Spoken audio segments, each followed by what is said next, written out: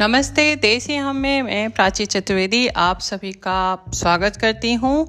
गणेश जी की एक कहानी और सुनाने जा रही हूँ। आशा करती हूँ आपको पसंद आएगी। ज़रूर बताइएगा कैसे लगी। एक बार महादेव जी पार्वती जी सहित नर्मदा के तट पर गए।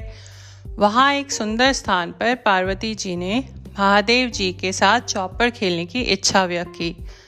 तब शिव जी ने कहा, हमारी हार जीत का आखिर साक्षी कौन होगा?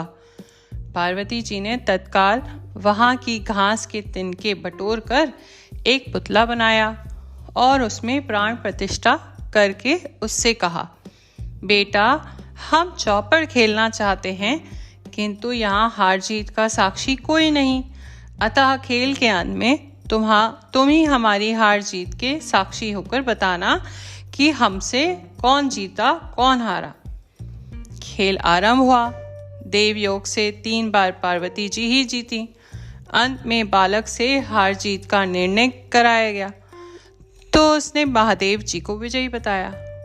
परिणामतः पार्वती जी ने क्रोध में आकर उसके एक पांव से लंगड़ा होने का और वहां कीचड़ में पड़ा रहकर दुख भोगने का श्राप दे डाला।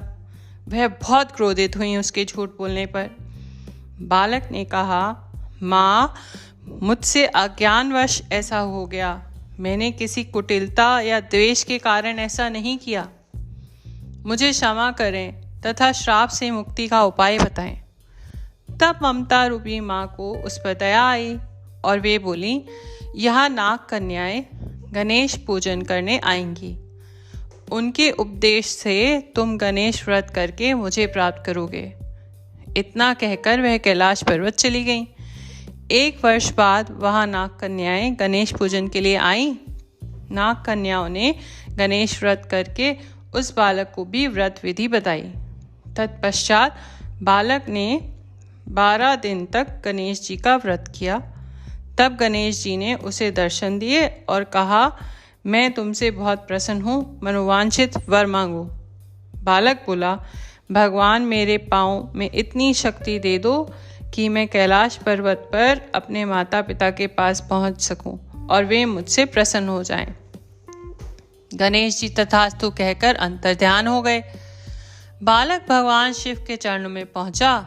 शिव जी ने उससे वहां तक पहुंचने का साधन के बारे में पूछा। तब बालक ने सारी कथा शिव जी को सुनाई। उधर उसी दिन से अप्रसन्न होकर पार्वती जी शिव जी से विमुख हो गईं। तदुपरांत भगवान शंकर ने भी बालक की तरह पर्यंत ही श्री गणेश जी का व्रत किया, जिसके प्रभाव से पार्वती जी के मन में स्वयं महादेव जी से मिलने की इच्छा हुई और वे शीघ्र ही कैलाश पर्वत पर आ पहुंची। वहां पहुंचकर पार्वती जी ने शिव जी से पूछा, भगवान, आपने ऐसा कौन सा उपाय किया जिसके फलस्वरूप मैं आपके पास भागी भागी आई हूँ? शिव जी ने उसी क्षण गणेश व्रत इतिहास उनसे कह दिया। तब पार्वती जी ने अपने पुत्र कार्तिकेय से मिलने की इच्छा से इतने दिन का व्रत पर्यंत किया और इसी तरह दुर्वा पूजा तथा लड्डुओं से गणेश जी का पूजन किया। 21वें दिन कार्तिकेय जी स्वयं ही पार्वती जी से मिलने आ गए। उन्होंने भी माँ से इस व्रत का महत्व पूछा। कार्तिकेय जी ने यही व्रत विश्वामित्र जी को बताया।